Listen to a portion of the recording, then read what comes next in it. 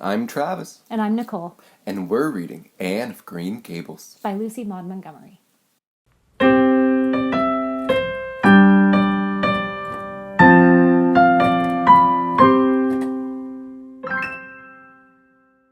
Chapter 14. Anne's Confession. On the Monday evening before the picnic, Marilla came down from her room with a troubled face. "Anne," she said to that small personage, who was shelling peas by the spotless table and singing Nellie of the Hazel Dell with a vigor and expression that did credit to Diana's teaching. "Did you see anything of my amethyst brooch? I thought I stuck it in my pincushion when I came home from church yesterday evening, but I can't find it anywhere." I saw it this afternoon when you were away at the Aid Society," said Anne, a little slowly. "I was passing your door when I saw it on the cushion, so I went in to look at it." "Did you touch it?" said Marilla sternly. "Yes," admitted Anne. "I took it up and I pinned it on my breast just to see how it would look." "You had no business doing anything of the sort. It's very wrong in a little girl to meddle. You shouldn't have gone into my room in the first place, and you shouldn't have touched a brooch that didn't belong to you in the second. Where did you put it?" "Oh, I put it back on the bureau. I hadn't it on for a minute. Truly, I didn't mean to meddle, Marilla. I didn't think about it being wrong to go in and try on the brooch, but I see now that it was, and I'll never do it again. That's one good thing about me. I never do the same naughty thing twice." "You didn't put it back," said Marilla. "That brooch isn't anywhere on the bureau. You've taken it out or something, Anne." "I did put it back," said Anne quickly, pertly, Marilla thought. "I just don't remember where I stuck it on the pincushion or laid it on a china tray, but I'm perfectly certain I put it back." "I'll go have another look," said Marilla, determining to be just. "If you put that brooch back, it's there still. If it isn't, I'll know you didn't. That's all." Marilla went to her room and made a thorough search, not only over by the bureau, but in every other place she thought the brooch might possibly be. It was not to be found, and she returned to the kitchen. "And the brooch is gone. By your own admission, you were the last person to handle it. Now what have you done with it? Tell me the truth at once. Did you take it out and lose it?" "No, I didn't," said Anne solemnly, meeting Marilla's angry gaze squarely. "I never took the brooch out of your room, and that's the truth. If I was to be led to the block for it, although I'm not very certain what a block is. So there, Marilla." Anne's "so there" was only intended to emphasize her assertion, but Marilla took it as a display of defiance. "I believe you are telling me a falsehood, Anne," she said sharply. "I know you are. There now, don't say anything more unless you are prepared to tell me the whole truth. Go to your room and stay there until you are ready to confess." "Will I take the peas with me?" said Anne meekly. "No, I'll finish shelling them myself. Do as I bid you." When Anne had gone, Marilla went about her evening tasks in a very disturbed state of mind. She was worried about her valuable brooch. What if Anne had lost it? And how wicked of the child to deny having taken it, when anybody could see she must have, with such an innocent face, too. "I don't know what I wouldn't sooner have had happen," thought Marilla, as she nervously shelled the peas. "Of course, I don't suppose she might steal it or anything like that. She'd just taken it out to play or to help along with that imagination of hers. She must have taken it, that's clear, for there hasn't been a soul in that room since she was in it, by her own story, until I went up tonight. The brooch is gone. There's nothing sure. I suppose she had lost it and is afraid to own up for fear she'll be punished. Oh, it's a dreadful thing to think she tells falsehoods. It's far worse thing than having her fit of temper. It's fearful responsibility to have a child in your house you can't trust. Oh, slyness and untruthfulness, that's what she has displayed. I declare I feel worse about that than about the brooch. If she only had told the truth about it, I wouldn't have minded so much." Marilla went to her room at intervals all through the evening and searched for the brooch, without finding it.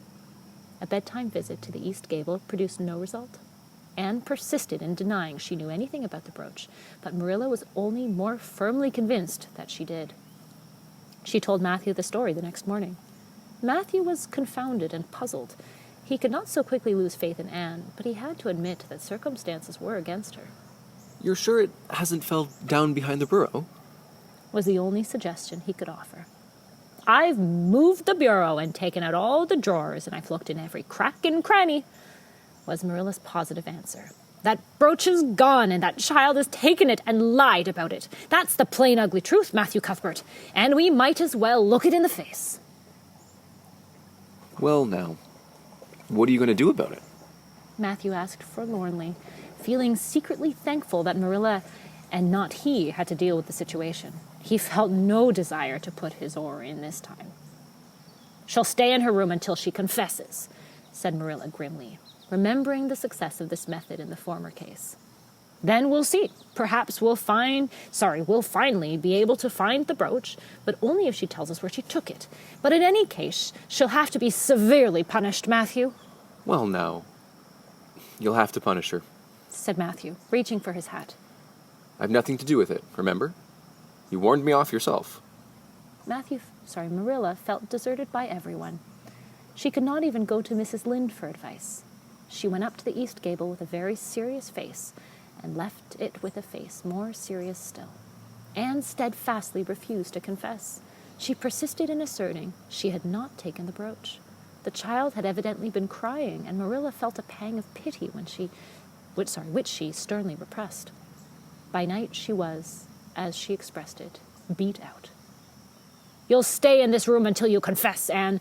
You can make up your mind to that," she said firmly. "But the picnic is tomorrow, Marilla," cried Anne. "You won't keep me from going to that, will you? You'll let me out for the afternoon, won't you? Then I'll stay here as long as you like afterwards, cheerfully, but I must go to the picnic." "You'll not go to picnics nor anywhere else until you've confessed, Anne." "Oh, Marilla," gasped Anne. But Marilla had gone out and shut the door. Wednesday morning dawned as bright and fair as if expressly made to order for the picnic. Birds sang around Green Gables.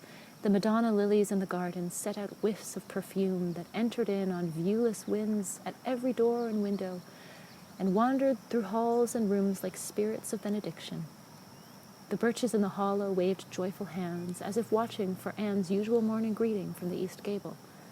But Anne was not at her window. When Marilla took her breakfast up to her, she found the child sitting primly on her bed, pale and resolute, with tight-shut lips and gleaming eyes. "Marilla, I'm ready to confess." "Ah." Marilla laid down her tray. Once again, her method had succeeded. But her success was very bitter to her. "Let me hear what you have to say, then, Anne." "I took the amethyst brooch," said Anne, as if repeating a lesson she had learned. "I took it just as you said. I didn't mean to take it when I went in. But it did look so beautiful, Marilla, when I pinned it on my breast, that I was overcome by an irresistible temptation. I imagined how perfectly thrilling it would be to take it to Idlewild and play I was Lady Cordelia Fitzgerald. It would be so much easier to imagine that I was Lady Cordelia if I had a real amethyst brooch on. Diana and I made necklaces of roseberries, but what are roseberries compared to amethysts? So I took the brooch. I thought I could put it back before you came home. I went all the way around by the road to lengthen out the time. When I was going over the bridge across the Lake of Shining Waters, I took the brooch off to have another look at it. Oh, how it did shine in the sunlight. And then, when I was leaning over the bridge, it just slipped through my fingers, so, and went down, down, down, all purply sparkling, and sank forevermore beneath the Lake of Shining Waters. And that's the best I can do at confessing, Marilla." Marilla felt a hot surge of anger up in her heart again. This child had taken and lost her treasured amethyst brooch, and now sat there calmly reciting the details, therefore, without the least apparent compunction or repentance. "Anne, this is terrible," she said, trying to speak calmly. "You are the very wickedest girl I've ever heard of." "Yes, I suppose I am," agreed Anne tranquilly. "And I know I'll have to be punished. It'll be your duty to punish me, Marilla. Won't you please get it over with? Right, because I'd like to go to the picnic with nothing on my mind." "Picnic, indeed! You'll go to no picnic today, Anne Shirley. That shall be your punishment, and it isn't half severe enough either for what you've done." "Not go to the picnic?" Anne sprang to her feet and clutched Marilla's hand. "But you promised me I might. Oh, Marilla, I must go to the picnic. That's why I confessed. Punish me any way you'd like, but that. Oh, Marilla, please, please let me go to the picnic. Think of the ice cream. For anything you know, I may never have the chance to taste ice cream again." Marilla disengaged Anne's clinging hands stonily. "You needn't plead, Anne. You are not going to the picnic, and that's final. No, not a word." Anne realized that Marilla was not to be moved. She clasped her hands together, gave a piercing shriek, and then flung herself face downwards onto the bed, crying and writhing in utter abandonment of disappointment and despair. "For the land's sake," gasped Marilla, hastening from the room. "I believe the child is crazy. No child in her senses would behave as she does. If she isn't, she's utterly bad. Oh, dear, I'm afraid Rachel was right from the first. But I've put my hand to the plow, and I won't look back." That was a dismal morning. Marilla worked fiercely and scrubbed the porch floor and the dairy shelves when she could find nothing else to do. Neither the shelves nor the porch needed it, but Marilla did. She went out and raked the leaves, raked the yard. When dinner was ready, she went up the stairs and called Anne. A tear-stained face appeared, looking tragically over the banisters. "Come down to your dinner, Anne." "I don't want any dinner, Marilla," said Anne sobbingly. "I couldn't eat anything. My heart is broken. You'll feel remorse of conscience someday, I expect, for breaking it, Marilla, but I forgive you. Remember when the time comes that I forgive you. But please don't ask me to eat anything, especially boiled pork and greens. Boiled pork and greens are so unromantic when one is in affliction." Exasperated, Marilla returned to the kitchen and poured out her tale of woe to Matthew, who, between his sense of justice and his unlawful sympathy with Anne, was a miserable man. Well, no. She shouldn't have taken the brooch, Marilla, or told stories about it. He admitted, mournfully surveying his plateful of unromantic pork and greens, as if he, like Anne, thought it a food unsuiting to crises of feelings. But she's such a little thing. Such an interesting little thing. Don't you think it's pretty rough not to let her go to the picnic when she's so set on it? Matthew Cuthbert, I'm amazed at you. I think I've let her off entirely too easy. And she doesn't appear to realize how wicked she's been at all. That's what worries me most. If she really felt sorry, it wouldn't be so bad. And you don't seem to realize it neither. You're making excuses for her all the time to yourself. I can see that. Well, now, she's such a little thing. Feebly reiterated Matthew. And there should be allowances made, Marilla. You know she's never had any bringing up. Well, she's having it now, retorted Marilla. The retort silenced Matthew when it did not convince him. That dinner was a very dismal meal. The only cheerful thing about it was Jerry Buote, the hired boy, and Marilla resented his cheerfulness as a personal insult. When her dishes were washed and her bread sponge set and her hens fed, Marilla remembered that she had noticed a small rent in her best black lace shawl when she had taken it off Monday afternoon after returning from the Ladies' Aid. She would go and mend it. The shawl was in a box in her trunk. As Marilla lifted it out, the sunlight, falling through the vines that clustered thickly around the window, struck up something caught in the shawl, something that glittered and sparkled in facets of violet light. Marilla snatched at it with a gasp. It was the amethyst brooch, hanging to a thread of lace by its catch. "Dear life and heart," Marilla said blankly. "What does this mean? Here's my brooch safe and sound, and I thought was at the bottom of Barry's pond. Whatever did that girl mean by saying she took it and lost it? I declare I believe Green Gables is bewitched. I remember now when I took off my shawl Monday afternoon, I laid it on the bureau for a minute. I suppose the brooch got caught in it somehow. Well," Marilla betook herself to the east gable, brooch in hand. Anne had cried herself out and was sitting dejectedly by the window. "Anne Shirley," said Marilla solemnly, "I just found my brooch hanging to my black lace shawl. Now I want to know what that rigmarole you told me this morning meant." "Why, you said you'd keep me here until I confessed," returned Anne warily, "and so I decided to confess because I was bound to get to the picnic. I thought out a confession last night after I went to bed and made it as interesting as I could, and I said it over and over so that I wouldn't forget. But you wouldn't let me go to the picnic after all, so all my trouble was wasted." Marilla had to laugh in spite of herself, but her conscience pricked her. "And you do beat all. But I was wrong. I see that now. I shouldn't have doubted your word when I'd never known you to tell a story. Of course, it wasn't right for you to confess to a thing you hadn't done. It was very wrong to do so. But I drove you to it. So if you'll forgive me, Anne, I'll forgive you, and we'll start square again. And now, get yourself ready for the picnic. Anne flew up like a rocket. Oh, Marilla, isn't it too late? No, it's only 2:00. They wouldn't be more than well gathered yet, and it'll be an hour before they have tea. Wash your face and comb your hair and put on your gingham. I'll fill a basket for you. There's plenty of stuff baked in the house. And I'll get Jerry to hitch up the sorrel and drive you down to the picnic ground. Oh, Marilla, exclaimed Anne, flying to the washstand. 5 minutes ago I was so miserable I was wishing I'd never been born, and now I wouldn't change places with an angel. That night, a thoroughly happy and completely tired-out Anne returned to Green Gables in a state of beautification impossible to describe. Oh, Marilla, I had a perfectly scrumptious time. Scrumptious is a new word I learned today. I heard Mary Alice Bell use it. Isn't it very expressive? Everything was lovely. We had a splendid tea, and then Mr. Harmon Andrews took us all for a row in the Lake of Shining Waters, 6 of us at a time.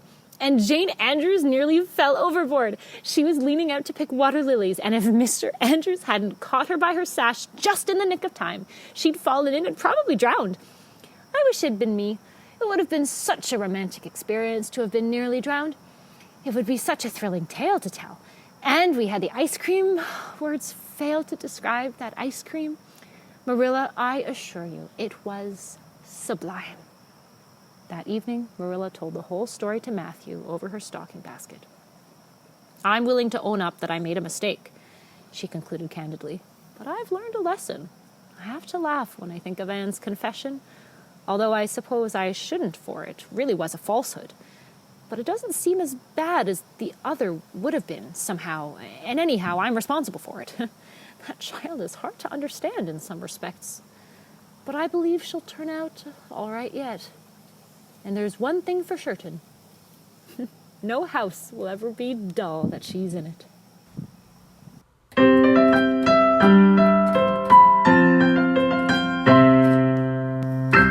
I'm Travis. And I'm Nicole. And we just finished reading chapter 13 and 14 of Anne of Green Gables.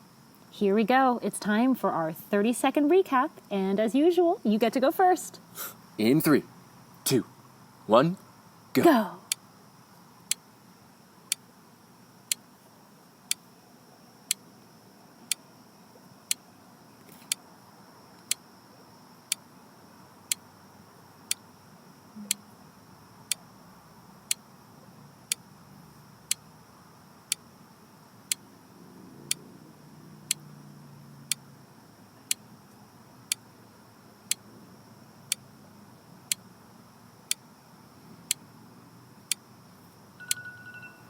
Excellent. Good job, everyone. I think this time it's my turn to go first. Question, though. Are we doing both chapters in one? I think we have to. Here we go. In 30 seconds. Okay. I think I'm ready. All right, on your marks. Get set. Go. All right, so the chapter 13 sets up Anne getting really excited about this big church picnic. She can't wait to go. And as we're getting ready, Marilla describes this beautiful amethyst brooch she has that Anne picked up maybe once but put back right away. And Marilla couldn't find it one morning and thought Anne lost it and forced Anne to go to her room to confess to having lost it. But Anne never actually lost it, so she makes up that she left it in the lake. And then Marilla finds it and says, Anne, why did you lie? And she said, I really wanted to go to the picnic. And eventually she goes to go to the picnic and it all works out. But Marilla learned a good lesson to trust Anne. Wow. Oh, that was hard.